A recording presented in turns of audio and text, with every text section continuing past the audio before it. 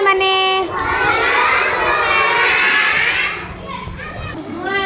आज आमे आस छवि देखी कहिबा बहिर आम रोसई घर विषय रे पढ़िबा। आगरू आमे आम घर विषय रे पढ़िथिले, पूजा घर विषय रे पढ़िथिले। आज आमे पढ़िबा रोसई घर विषय रे। देखिबा छवि रे रोसई घरे कौन कौन सबू अच्छी। गुरुमा आग कहिबे तापरे तांको पछरे समस्ते कहिबा। बुझिला? एइटी आमर रोसई घर, एइटी आमर रोसई घर। रोसई घरे गोटिए थाकटिए अछि।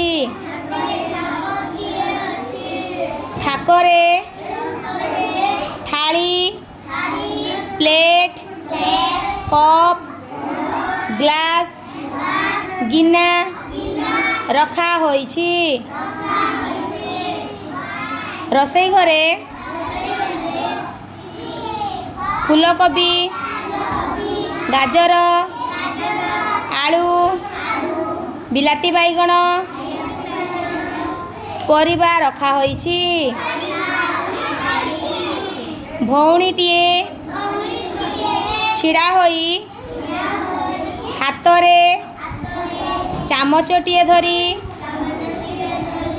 गालरे हाथ देई कौन रोसई करिवे बोली भाबुछंती।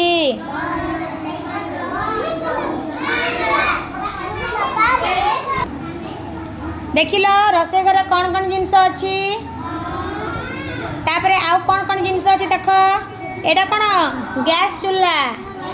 गैस चूल्हा ऊपर कौन अच्छी कुकर। तापरे भौणी जो छिड़ा चंती तांको आगरे कौन अच्छी गोटे मग अच्छी।